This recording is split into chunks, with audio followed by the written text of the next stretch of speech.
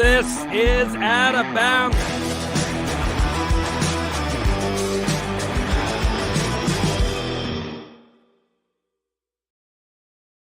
This is Out of Bounds, coming to you live on the Know Your News Network. I, of course, am Jon Alba. Normally, you're used to seeing me with Mia O'Brien, but Mia had her tonsils taken out last week, and for the first time in her existence, cannot talk. And that means we called it the bullpen. We got our boy Jordan Katz, you've seen here on the program before, hanging out with us. Jordan, what's going on, man? Thanks for hopping on. Yeah, anytime, John. Happy to get the call out of the pen. The arm's loose, ready to roll. So yeah, how's your let's patella get going. tendon? Oh, that's a low blow. That was just really, really low. Yeah, that hurt. Hurt. Mm-hmm. It's not what you want. We'll be talking about the World Baseball Classic in just a little bit here on Out of Bounds. It's a special Tuesday edition of Out of Bounds. Yesterday, a little chaotic, but we've got you covered here on the Know Your News Network with all the great content as we do. And we always encourage you guys to get involved with the show. If you're watching on YouTube, just hit up that super chat. Leave it for us. We'll leave your comment. We'll read your comment on air, or you go to kynchat.com. You leave us one of those chats and we'll get it on air as well. But it's always easiest if you're just on YouTube and you're watching us, you hang out with us. We have a good time. This is going to be a fun one, a smorgasbord of topics that we have on display for this one. And then, of course, as we introduced to you last week, my friends, the beast of the week to end things out here, which I know Jordan is very excited to get into. What caught your attention this week, man, in the sports world? It's that weird period where we're about to get baseball going. The basketball season's in the home stretch. Anything grab your attention this week here? You know, this is to me like this 1 or 2 week stretch of just like you're waiting for everything, right? You know, with basketball and hockey and everything. I think the biggest story still remains the fact that we had one of the wildest March Madnesses ever. And you've got a March Madness with no 1s, 2s, or 3s in the Final Four. I mean, John, that's crazy. Yeah. Absolutely crazy. And we're going to get into that momentarily here. But before we do, we always have an opening toast. I know you're on that water diet, so I'll sure am oblige by giving everyone that ASMR. Stand by, stand by, stand by. There it is. And a toast to let's see. Wait, you give me a toast. You're an honorary guest here. What are we toasting to? I will give a toast. We're gonna go a little niche, but it is WrestleMania week. It is WrestleMania week. So for those of you that are wrestling fans, happy WrestleMania week. If you're not a wrestling fan, cheers to whatever you'd like to cheers to. Cheers. Cheers to you for not getting caught up in the weeds of WrestleMania week. That's that's true. Because you're a fortunate one. Let me tell you that. It is a fun week. It is. It's a really fun week. If you're not a wrestling fan, there's somewhat of like a pop culture crossover with WrestleMania. It is a larger than life event. There's a lot of celebrity involvement with it. It's a lot of fun. And if you're in Los Angeles, well, come say hi. I'll be out there all week long. Because the Final Four will be competing with WrestleMania week. Yeah. And it's going to be a great one, Jordan, because as you said, I mean, this is a Final Four for the ages. FAU, Florida Atlantic, Miami, UConn, and San Diego State. We're talking Boca. We're talking, Coral Gables. We're talking San Diego, and then beautiful Storrs, Connecticut. All basketball paradises. No doubt, parody-wise, maybe the wildest Final Four we've ever had. But is that a good thing for the game? Or maybe not so much, Jordan? You know, this is always the debate with March, right? The debate is you get a ton of upsets. We love to see upsets, but how does it impact the ratings and how does it impact the game itself? First off, massive credit to coaches like Brian Dutcher and Jim Larinaga, who ran through the gauntlets that they ran through. Brian Dutcher's got a great program at San Diego State. Larinaga, of course, has created another staple in for Larinaga Miami, to do this again. For sure. To do this again for Larinaga. I believe the crazy world stat is on March 26, 2006, George Mason overcame a double-digit second-half deficit, and on March 26, 2003, Miami, Florida. I mean, that's just wild. Dan Hurley, too. Dan Hurley's a great coach, finally gets to the Final Four. Obviously, Dusty May's kind of a younger coach, but he takes Florida Atlantic. I mean, these are great, great stories. But last year's Final Four was Duke, North Carolina, Kansas, and Villanova. Yeah, a little different. And something tells me, John, if you ask the college basketball powers which Final Four they want, I think we know which one they want. So I'm going to counter with this. Here's something that was running through my head as I was going through this. FAU, number 9 seed, right? Like, very cool, awesome story. I feel like FAU hasn't grabbed the Cinderella headlines that many of the other Cinderellas have had. I don't know why that is. Maybe that's just me living in a bubble, but no. I don't know. Like, I think about St. Peter's and George Mason even, and it was like this huge, massive thing. And maybe this is a product of we're starting to get used to see Cinderellas really make a run. It was a question I brought up last week on the show where I said, at what point do we stop even referring to them as Cinderellas and just have the expectation that a team that's a 9 seed or higher is going to make a run in these tournaments? It's almost a given at this point. And I wonder if that steals some of the allure away from all of this.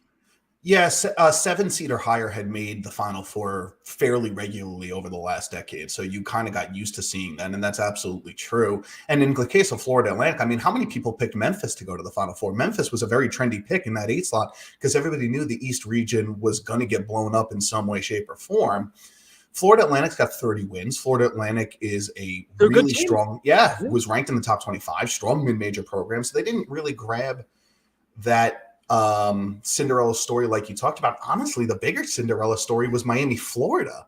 Miami, Florida beats not 1, but 2 teams that are ranked in the AP preseason top 25 to get to the Final Four. And that stat of being in the AP preseason top 25 lending itself to having March success is real. And again, Brian Dutcher at San Diego State did the same thing.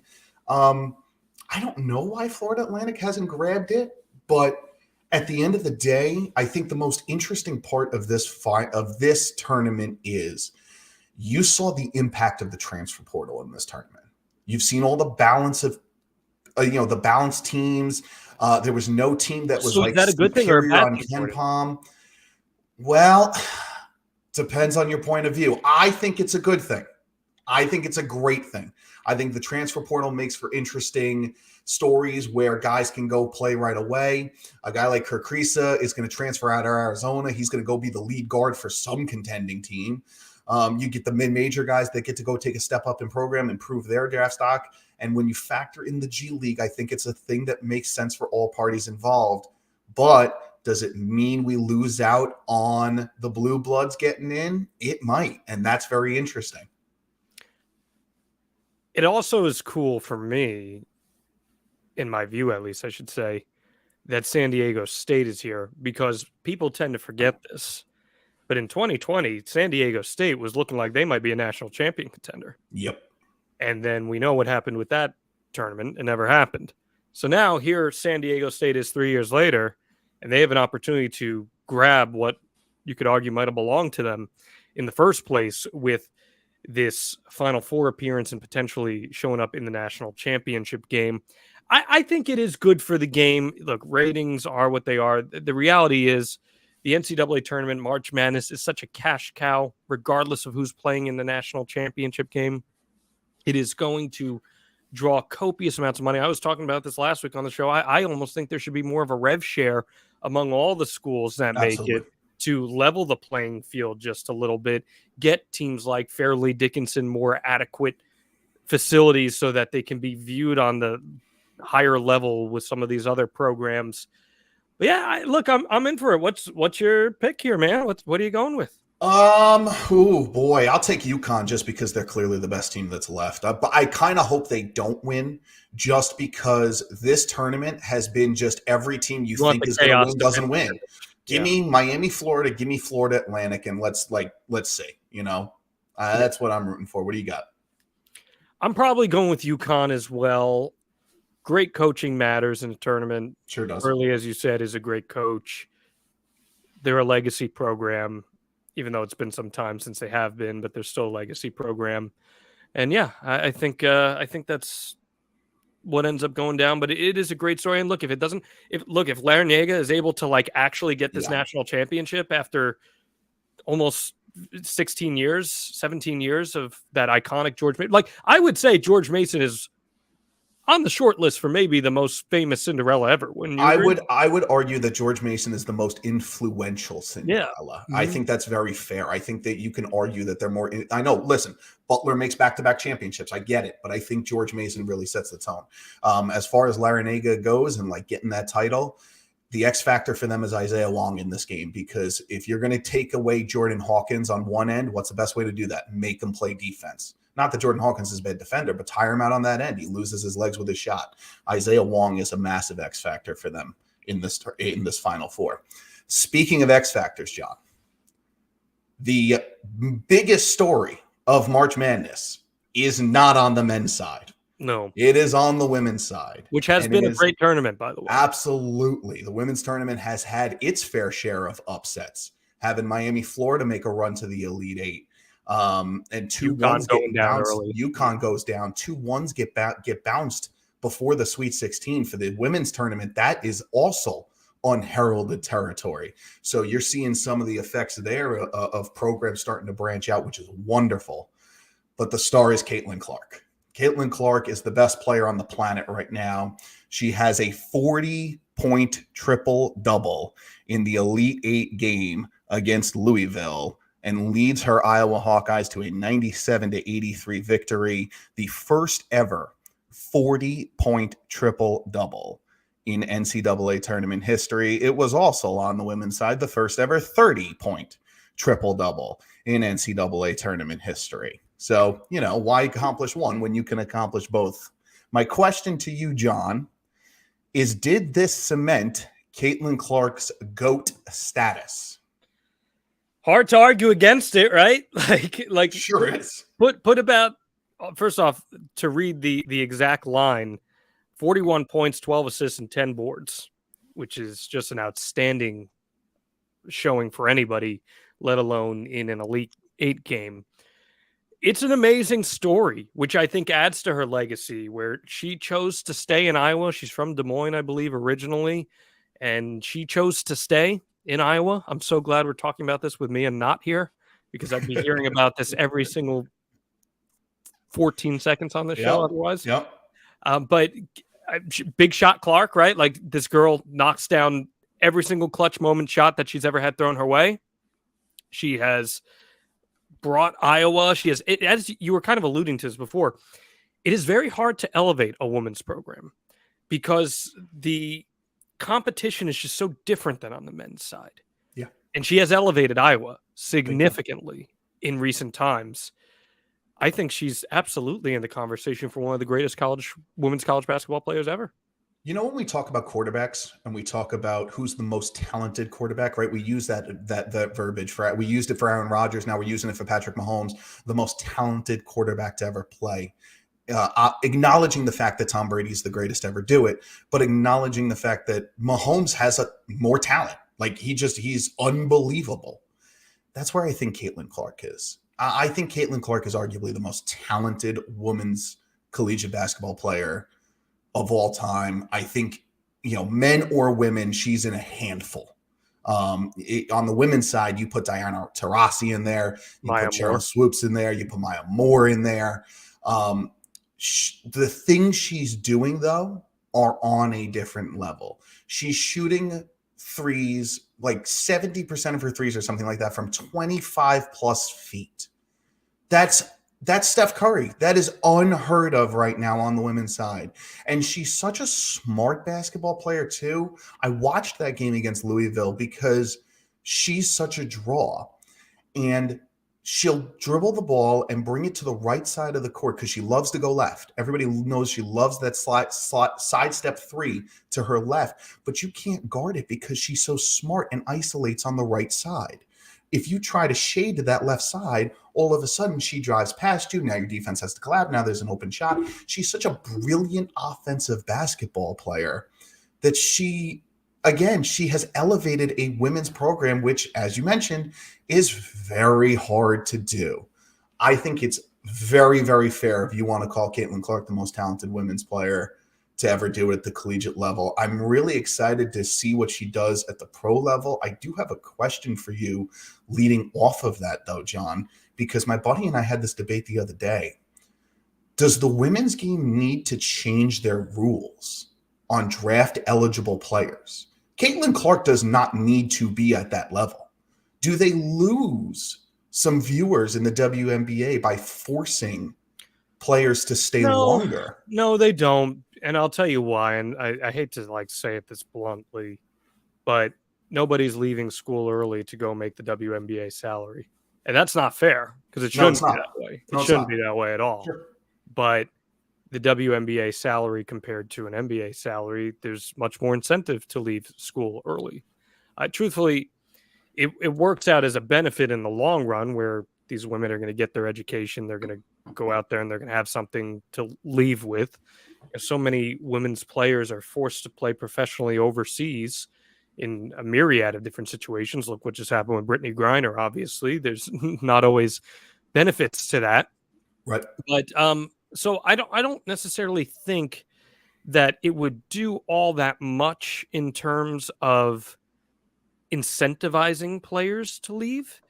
The WNBA itself is a growing league continuously year over year, which is a good thing. The NBA is doing a better job at marketing the WNBA, including them in their licensing and video games. Like, that's a way to grow the game. But ultimately, what attracts people to watch a league? The stars. Yep. The stars that play in it. And Caitlin Clark has a chance to utilize all of this spotlight that she has cultivated and carry that with her when she does make the professional jump eventually. And I think the WNBA will reap the rewards of that. For sure. For sure. It's interesting just because in the case of Caitlin Clark, I think her emergence with the Iowa program is big. I think it puts another program on the map. I think that's a big deal. In the case of Sabrina Ionescu, I think it really costed her because Sabrina Ionescu was the best player on the court as early as, I don't know, her sophomore year.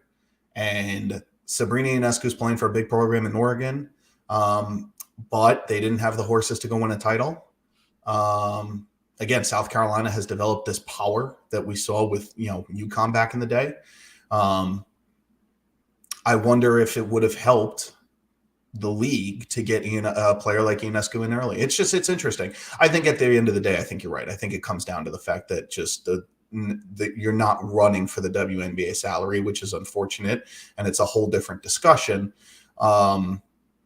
But it's an interesting topic just because you see somebody like Caitlin Clark, she's ready right now. No doubt about it. She could step right into no doubt about NBA right now and be a star. She will change some team for sure.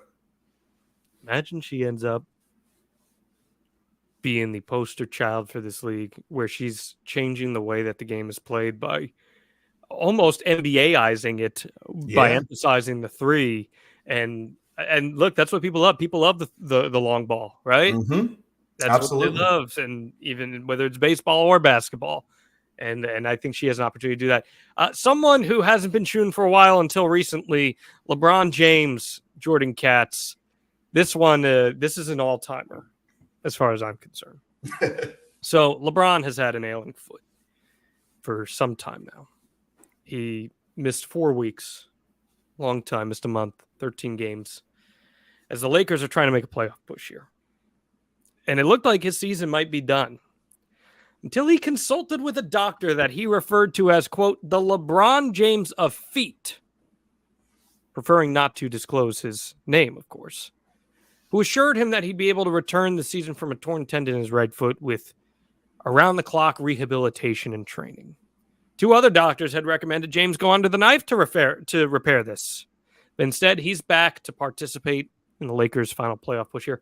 Are you buying that LeBron James went to the LeBron James of feet doctors, foot doctors, I don't know, whatever you want to call them, Or is something awry here, Jordan? You know, there's a Rex Ryan joke in here somewhere, but we're Yeah, just going to move past it. Yeah. I think we have seen the last of LeBron at an elite level. Because of this injury, or you think just of how? I just think it's over. I don't think he can play a full season anymore. I don't think he can stay with the quicker players defensively, which is why, despite the fact that his offensive numbers are always a juggernaut, they still are.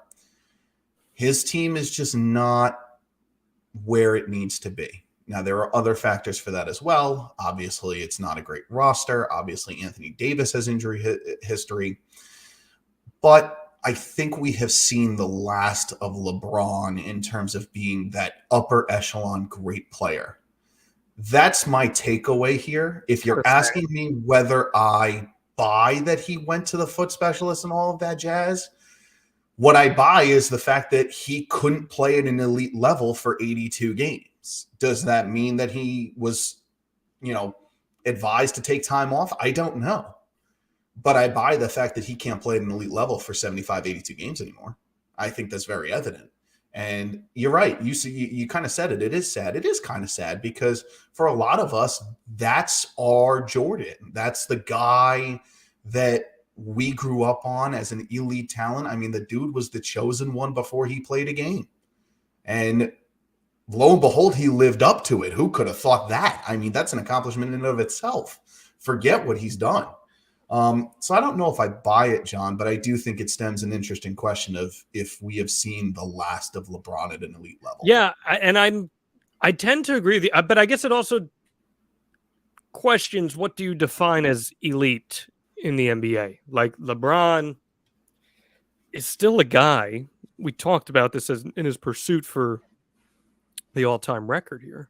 He's still a guy that can average in the high 20s, close to 30 points a game. Oh, yeah. Still that guy. Mm-hmm. Defensively, yeah, has he lost a little bit of a step? Maybe. But he's still playing at an extremely high all-star caliber level. And, if I'm asking myself, well, is that the chemical composition of an elite player? Yeah, I still think it is. Now, there's legitimate questions to be had as to whether or not his body has that sustainability. He had the groin injury for a while that kept him out and was aggravating him. And then this... There's something a little sus about this foot doctor who we can't reference who it is. Yeah. Can't say his name, but he told me to stick with it. I don't know, man. I'm not here throwing accusations out or anything. Chael Sonen's doing that instead. But, I mean... Could there be something awry? Look, I want to make this very clear. I am all about athletes taking whatever doctor-approved supplements that they should to get healthy. I think we would take that, right? If we had the opportunity to get healthy. Absolutely. I'm all about that. So whether or not this was natural rehabilitation, I'm not accusing anything. I'm just saying I think it's worth being part of the discourse. I will still say that I think the more likely answer is the fact that he was told he didn't need surgery. He took the time off. I hope that's it. The reason that I think it's it is because I think the track record's there. Mm-hmm. Any injury that he has had in the last few years, he has waited longer than expected. He has. That's very true. That's very true. So the track record is there for him to have waited longer than expected with this foot injury. And part of that is because, again, he plays in an elite level on the offensive end. He is still a playmaker. He is still an efficient scorer. But he can't stay with guys anymore on the defensive side. To be honest with you, I'm not going to use the word liability defensively, but I'm going to use a word that's kind of close to it because he can't lock down guys. He can't lock down Giannis for 48. He can't do it. Cannot do it. No chance. And he couldn't do it. Could he lock down a Harden who's more quick than fast? Maybe, but I think he'd struggle with that. If he were to do it, he would lose some value on the offensive end. He would have to suffer some value on the offensive end because it's just hard. It's just hard to maintain that level of play at this level for as long as he can without getting hurt. And again, you talk about a guy like Kobe, right? Like Kobe had a really long career. Kobe wasn't the athlete that LeBron is. No. Like the athlete that LeBron is, that we've seen, you could put on one hand, if that, it might be 3 fingers. Like Kobe had an instinct that made him very successful. LeBron was sheer athleticism, and again, not to dismiss the talent. The talent is all world. It's just the athleticism combined with the talent took him to a place that is otherworldly. And now the athleticism with the age is starting to go a little bit. So how do you maximize the talent of LeBron James? In theory, you play less games. Yeah, as long as it doesn't become one of those load management situations. I know that the league has been having talks about that with the new CBA, where it sounds like to be considered for awards, you're going to have to reach a certain threshold of games played, which I don't have an issue with. Joel Embiid just sat out a game because he didn't want to hurt his numbers against Nikola Jokic. Figure it out. Figure it out. Sorry, continue. No, please, by all means, keep going. Figure it out. I don't care if you have to incentivize guys to play in the 82 games. I don't care if you have to incentivize all-star games. One of my buddies came up with this idea that you get home court advantage for the entire first round. Like, you get all 7 games at your place for the first round. If you have a top 4 seed, you get all 7 games at your place. I guess. Right? To incentivize the regular season. I don't think that's very fair. I don't care. Figure it out. Figure out. Joel Embiid should not. That was the marquee game of the regular season. They're missing primetime games. They're missing. This started with Popovich when Popovich did this back in the mid-2010s. This started with him, and it only got worse. Figure it out. Figure out a way to get your stars on the court. Because if you don't figure out a way to get your stars on the court, if you look at the NCAA numbers from this year, they're really, really good. And I'm just saying, you think that 1 + 1 would equal 2 in terms of like, oh, we want to watch basketball. No, we want to watch stars. Why did people tune in to see Caitlin Clark? They tuned in to see a star. That's what the NBA is. The NBA is a superstar league. You're built on star leagues. Figure it out. Speaking of stars. And stars who don't play. And stars who don't play. And maybe not stars anymore.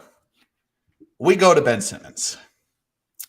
The Brooklyn Nets have officially shut down Ben Simmons for the season, which is not a surprise because Ben Simmons did not really do a lot for the season. And again, this is a young roster. Whether they make the playoffs or not is kind of irrelevant, even though they're going to make the playoffs, and hopefully we'll have a top 6 seed for John. Simmons hasn't played since the final game before the All-Star break. Is that right? Yep. He hasn't played since the final game before the All-Star break?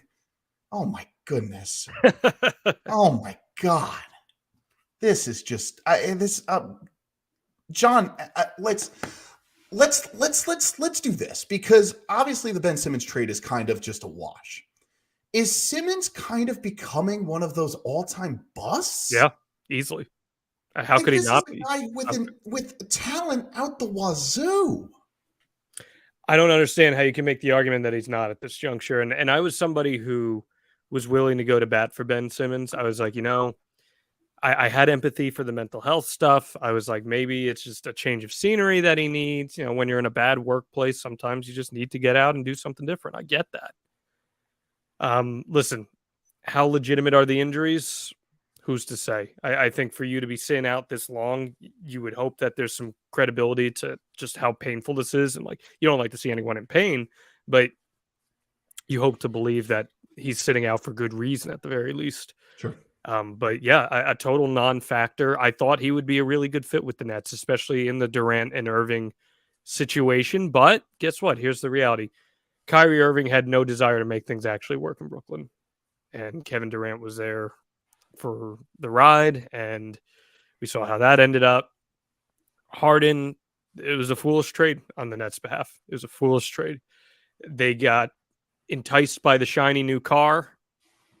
They were told that it had a lot of mileage left and that they could shine it up real nice and get out there, and we saw how that went down. It's a shame. They sacrificed their entire franchise for it. It didn't work out. They take the shot on Ben Simmons. That didn't work out. They're lucky that they were able to recover a decent package with the Kevin Durant trade and the Kyrie Irving trades. But yeah, I think Ben Simmons is very close to approaching all-time bust status. What team would take a chance on him if the Nets cut him? None. Zero. None. Before moving to Ben Simmons, just quickly on Brooklyn, I do think they did a wonderful job recouping those assets. This is now a fun young team. I think you're going to watch Mikal Bridges turn into a star. He's great. He's great. So it's a fun young team, and Jacque Vaughn's a great coach for a fun young team. So I do think that I think better times are ahead for the Nets. Ben Simmons is so weird to me because Ben Simmons has been like set back since LSU.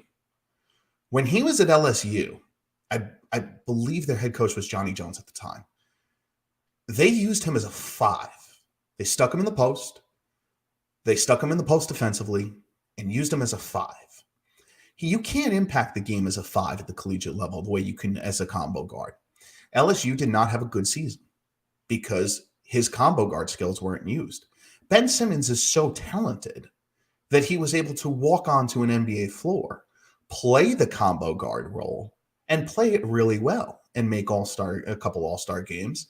And he was a defensive player, all defensive team. But Ben Simmons never learned how to do the guard things because at LSU, he was basically shunned from doing them. He didn't get the chance to improve his three-pointer because he was stuck in the post. He didn't get the chance to improve his ability to laterally defend. Not that he's still wasn't good at it. 6'10" he was, but he didn't get the chance to work on those guard skills and the ability to be a 3-level scorer because he was stuck inside. I wonder if the term we should be using for Ben Simmons is not bust, John, and if it's more of a what if. Underachiever. Yeah, maybe it's a what if. Like, what if he went to a program that used him as a lead guard? So you're blaming this on college. I think his problems in terms of the NBA, in terms of his skill, go back to the collegiate days and the way he was used at LSU. And that was not. Why was he taken as a top draft pick? Because the talent was all world. And I think teams overlooked the fact that he was used as a 5. If I remember that correctly, I'm actually pretty sure that was literally the verbiage used, where they were like, it doesn't matter where he played. It doesn't matter that LSU didn't make the tournament. This kid is an elite talent. And if you think about another instance where that occurred, Markelle Fultz was drafted first because he was that kind of talent. Mm-hmm. It didn't pan out for him right away. But John, you were in the Orlando area, and I know you're still very familiar with that Magic team. It took time and development. And would you argue that Markelle Fultz right now can be the lead guard of that team if they want to go make the playoffs next year? Markelle Fultz is a dependable point guard.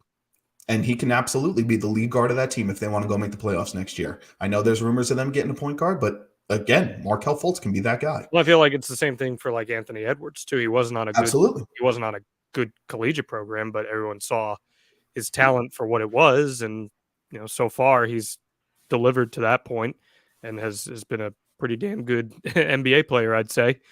Yep. And that does beg an interesting point about talent evaluation and maybe what a talent's leash is, but I just don't see a scenario at this point, Jordan, where Ben Simmons is going to be able to unlock that. Yeah, I think that's right. Again, playing the devil's advocate side is I don't know if he was allowed to grow into the player that he could have become based on the fact that at the collegiate level, some of those skill sets, he just wasn't in a position to develop. Now, is that a reason for over 7 years or whatever it is to have not developed a 3? No. No, especially in a league that has become increasingly reliant on a 3. No, it's not. It's just, it's really an interesting case of how did it go so wrong so fast. And it's all mental for him at this point, by the way. The minute he catches the ball at the post, he doesn't want to shoot. He doesn't want to shoot. Well, I think of that playoff game where he passed on that open layup. And literally since then, it's been off a cliff. Like, he does not want to shoot. It's just, it's unfortunate because I think people are going to forget like the talent that he was at the peak that he had. Like, he really was just a really different player, a different kind of player. But The best ability is availability, and the best ability is longevity, and he won't have either. He's got neither of it. Exactly. Let's move on to baseball here, the World Baseball Classic. Before you go on your rant, because I know you're going to go on a rant here, Jordan, this was like the coolest freaking event ever. Japan defeats the United States last week in the final, packed house in Miami. Shohei Ohtani is brought in as the closer in this, and his last batter is teammate Mike Trout, arguably the two biggest stars in the game, playing for the same team, the Angels, coming down to two prolific countries when it comes to baseball. This tournament was amazing, and for it to come down with the stars aligning to Ohtani versus Trout, is this one of the most significant at-bats in the history of the game when all is said and done? I mean, it wasn't like Ohtani got Trout to ground out to short. He struck him out. Get out of here. What are you doing? Oh, I was just sleeping. I'm sorry. The games don't matter. Just taking a quick nap. How can you say they don't matter? Well, because they don't produce a World Series champion or playoffs of any kind. They produce first off, it's a once every 4 years tournament. Okay. And it's a tournament. So is the Olympics. Okay. And do the Olympics matter? Oh, of course they do. But according to the NHL, the NHL took their guys out of it because they'd rather have them play in the regular season. Okay. This is not in the middle of the regular season. This is before the No, it's just right before the regular season when somebody can get hurt and wind up out for the year, or break their thumb and wind up out for 2 months, or strain their hamstring and wind up out for 2 months. So when are you doing? I don't know. Okay. That's the thing. I don't know. As far as look what this tournament did for the game. No. Look what this tournament did for the sport. Look how many people tuned into this thing. They got people to voluntarily tune into FS1 to watch baseball. Okay. And it wasn't just baseball. It was great baseball that they got to watch. These games ruled. The atmospheres ruled. It showed baseball fans in America who have been so conditioned to be miserable about this sport because that's what they're told from the people who matter, that, hey, this sport can be pretty damn fun. It can be exciting. Even if it's a long game, it can still be an exciting game. And you get the two biggest stars in the game going at it in the final at-bat. And the pitcher won. Remember all this? Oh, the offense is going to be what's going to sell tickets. Well, the pitcher won in the duel. The guy that is emulating Babe freaking Ruth. Come on. You're going to be that guy? If only the two of them were on the same team. Like, how cool and that's would the it saddest be? part. That's the saddest part because the two of them might not play playoff baseball. Nope. This is the closest thing they're going to get to that. Like, I'm watching this and I'm saying to myself, we got to get Trout and Ohtani into the playoffs. Yep, but you got nothing. You got an owner that wants to sell the team instead of spend.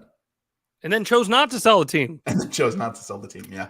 Look, I think... Is this the biggest at-bat ever? You're going to say no. Okay. No, it's not. Okay. Come on. Okay. Come on. Okay, keep going. Look, it's not the biggest at-bat ever because as fun as the atmosphere was for the at-bat, which it was, watching the game, the atmosphere for that bat was awesome. And the fact that he comes up with nobody on, but still represents the tying run, and it's literally mano a mano. And Mike Trout took the first two swings like he was trying to hit the ball back to Los Angeles. He was trying to tie the game. Trying to hit the ball back to Los Angeles. That was fun. No, this is not a bigger at-bat than Jeter being Mr. November. No, this is not a bigger at-bat than Kirk Gibson. No, this is not a bigger at-bat than, any of those, David Freese. We'll see you tomorrow night. No, it's not. It's a fun event. It matters for the people that are in it, who get to don the colors of their country. We talk about it all the time. What about the fans who got invested? It doesn't matter to them. We talk about it all the time that if you put USA against anyone in any sport, people are going to tune in. That's why we love the Olympics as sports fans, because it's USA versus the world, and we love it. We eat it up. So for the fans as well, a lot of fun, John. No, it's not the biggest event. I mean, I'm not sitting here telling you it's bigger than the World Series, but John, it's not even like top 20 top 20 what? of the biggest at bats. I just think It's that nothing. this encapsulated everything that baseball should, and not just should, can be. Baseball can be like this. We can have scenarios where the two biggest stars in the game face each other with a championship on the line, where you have a buzz that is unparalleled. But for whatever freaking reason, baseball just can't get out of its own way with this stuff. That's probably the better takeaway, is the fact that you saw what it could be. And baseball, I think I saw today that Trout's like endorsement deal is like south of $5 million. It's the biggest star in your sport, and its endorsement deal is like south of $5 million. That's insanity. That's insane. I think that's the bigger takeaway, to be honest with you. That's just my opinion. Speaking of baseball, that time of year, baseball fans, has arrived. We get real games that matter, not like the World Baseball Classic. I rest my case. Speaking of baseball, we are ready to go for the start of the season. John, we do this little thing, and I love that you're showing the pitch clock, which, by the way, if you watch spring training games, like I actually think the pitch clock's going to work.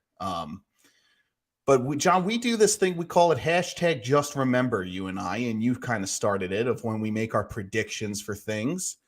And let me get your little hashtag just remember here about the baseball season. Who do you think's going to win it all? Maybe an MVP award. Is that because I said the World Baseball Classic doesn't matter? Did I shove that in again? Is that why you had the, Mm-hmm. All right, here. Let's see. Well, first off, I guess I'll ask this before we even make our predictions on that. Like, are you confident that the rule changes that are going to be in store for this season are going to remap this entire game? Are you confident that they're going to work? You think? Yeah, I'm really confident that they're going to work. I think there's two things I want to see. The first of which is the pitch clock. I want the pitch clock to end at 7 innings. I think relievers work slow by nature. The amount of relievers that work fast is not high. The reason that they work slow by nature, I think, has a lot to do with the fact that they're energized when they walk out there. They've got to calm the nerves and calm everything. And I think I would like the pitch clock gone after the first 7 innings. Interesting. The second thing that I thought of was maybe get rid of the pitch clock for the postseason, almost like you're emulating the NHL with their all-star rules, where in the all-star, with their overtime rules, where in the regular season, the overtime's 3-on-3 and then a shootout. And then the postseason, you get the spectacular 5-on-5 play, which can go for hours. I think that's probably a good compromise here. Yeah. For the casual fan and the diehard.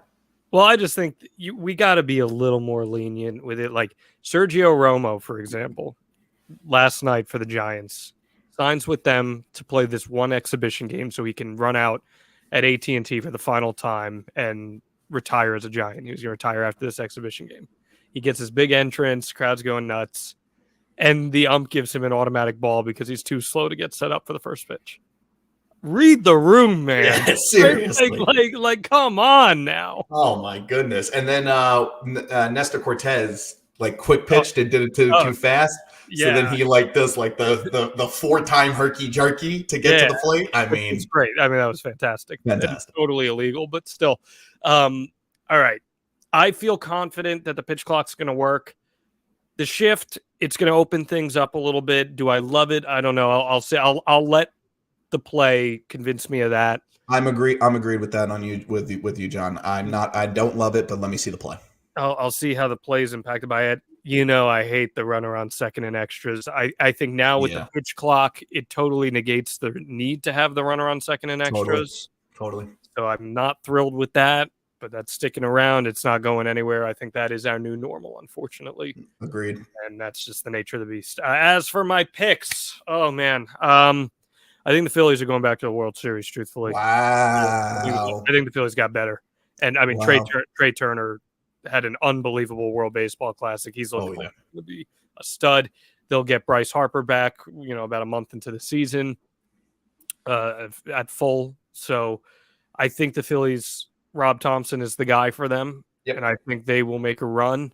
I think the Mets not having your boy as closer hurts them quite a bit. I agree. I Totally really agree. do. I think that's a 2, 3, 4 win player that you're taking out of your pocket. I think it's the only 3-win player out of a bullpen in baseball right now. Again, Robertson can close. Not that Robertson can't close, and he's closed in the market, but it hurts.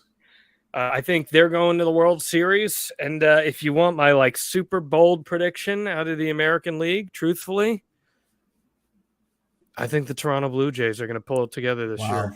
I think the Blue Jays, I think their over-under was 92.5 wins. I think they're going to eclipse that.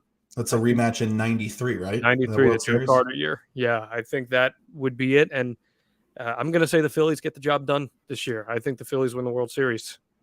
Well, I mean, I think, listen, I'm of the mindset, I think we're going to get a rematch too. I'm just going a little later.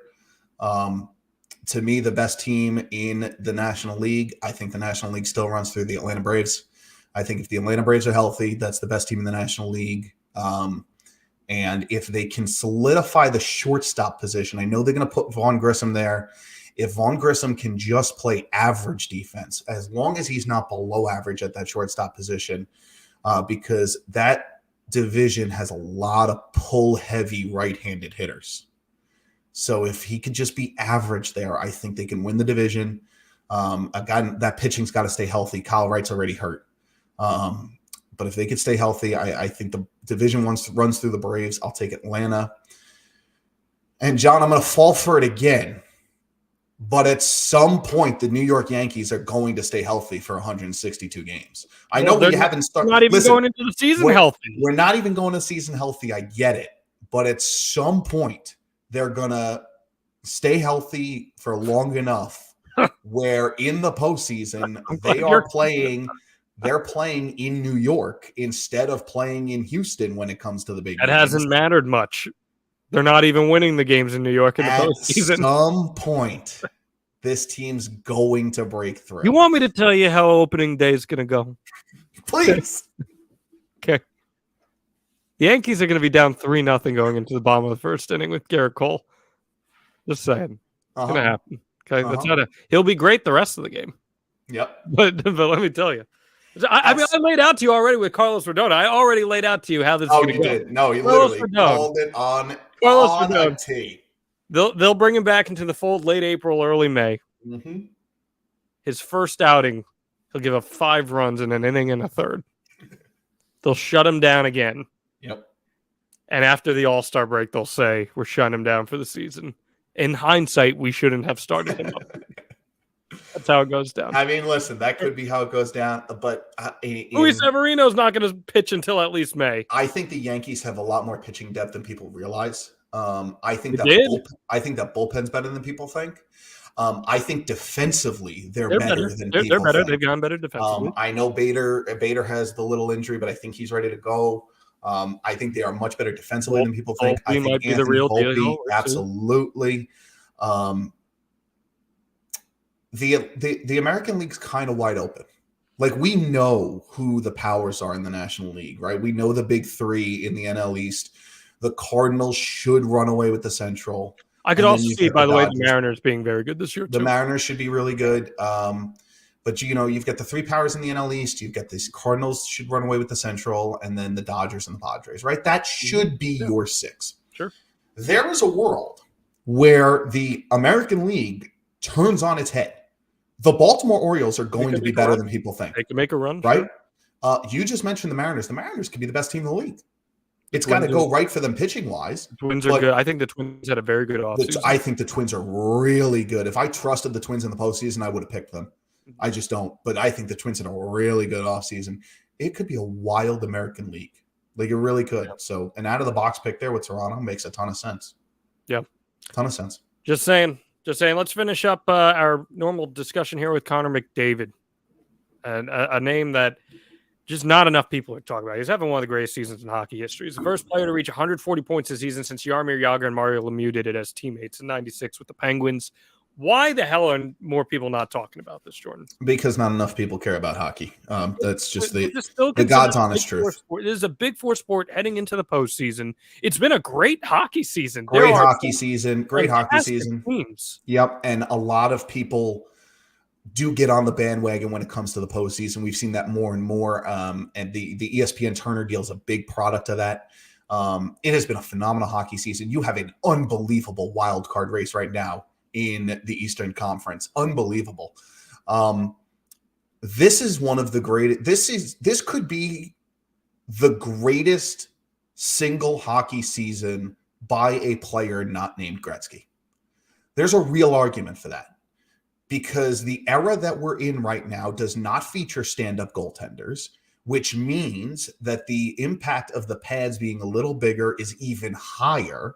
And goaltenders now are elite athletes, which we talk that, the older goaltenders talk about it all the time, or older players talk about it all the time, how the era that they played in wasn't elite athletically. I think Gretzky even went so far as to call Ovechkin the greatest goal scorer of all time already, and he hasn't even passed Gretzky yet. This is arguably the greatest single season of a player not named Gretzky ever. And again, the fact that nobody's talking about it, John, really does suck. It really does. I mean, I think we can agree the NHL definitely has a superstar marketing problem as well. Sure. As baseball does. I would say the NHL has it even harder. Truthfully, I hate to say it this way. Do I think it kind of hampers it that he's playing up in Canada? I do. Oh, I certainly do. By the way, I think this could be the last season he plays up in Canada if the postseason goes poorly. Yeah, I mean, the only argument against that is like Gretzky played a ton of his career in Canada and he still became a household name. Yeah, but again, Gretzky moved on. Gretzky moved on from Edmonton under different circumstances. But this Edmonton Oilers team is Connor McDavid, Leon Draisaitl, and nothing. And that's carried them to good regular seasons, but they have not had postseason success. I think there is a real world where Connor McDavid does not play for the Edmonton Oilers next year if this goes south. Staying on the hockey talk just for a second, I think there is a real world where Auston Matthews does not play for the Toronto Maple Leafs if their postseason goes south once again. And if both of those things do happen, I would keep an eye on David Pastrnak being the big piece and the big fish, because that's already been rumored in a McDavid deal. This idea of a McDavid Pastrnak swap, which would be wild. It would be incredible. I don't think Canada helps. I think that's a good call, and I don't think the marketing helps. But I do think the fact that, again, I don't see hockey ever be, we talk about the big four sports. I think hockey has always been a distant four. And I think hockey would even put hockey at this stage behind some of the other sports that have emerged. Obviously, NASCAR's emerged in the last 20 years. I think golf is as big as it's ever been in terms of a watched sport. So I think that hurts it, but it's an all-time season, no doubt about it. All right, Jordan, time for the Beast of the Week, and then we got to get out of here. Who was the most impressive person or team or wildest thing that you saw in sports this week? The Beast of the Week. Well, it's a good question. I had a lot of time to think of it, and I kept on coming back to this. Scotty Scheffler did not win the WGC the match play, which means, once again, no WGC title will be defended by the current champion. The only person to defend their title was Tiger in a WGC event, which is a few of them to start the year. And Tiger did it 8 times. Those match play events were must-see TV. That is unbelievable. Yeah. And if you talk about Tiger in the match play, right, he has the 9-8 versus Stephen Ames, which is just all world. I keep on coming back to that stat because it keeps on talking. It brought up the conversation in the golf circle about what would Tiger have done in today's era? And people got kind of put on the hot seat by saying that Tiger would not have won as much. I don't think that's hot seat at all. I think that's exactly where it is. So my Beast of the Week, John, heading into the Masters is golf, because I think the golf game is at an elite level, and it's at an elite level at a level that it's never been at. I'm all about it. I think the Masters is must-see television year in and year out, especially on Sunday. My Beast of the Week, I mentioned him briefly before. I'm going with Sergio Romo. I don't know if you saw this, but he signed the deal a few weeks ago that he was going to ramp up in spring training just a little bit, and then he was going to have his final game here in this exhibition game. And what he did in spring training was whenever a fan, a kid specifically, whenever a kid would ask him to sign something, he asked them to sign a hat for him. So for his final game out, he wore a hat that had signatures from all these kid fans. I thought that's super awesome. That's a great way to promote the game. It's a great way to get the fans involved and to give kids something that they will not soon forget. This has been Out of Bounds. Jordan, where can people find you? At Jordan Katz 11 on Twitter. There you go, folks. Hopefully we'll get things back to normal coming up in the weeks ahead. Appreciate you hopping on for Mia. Mia, we're sending you the best with your recovery. This has been Out of Bounds on Know Your News. We will see you next time.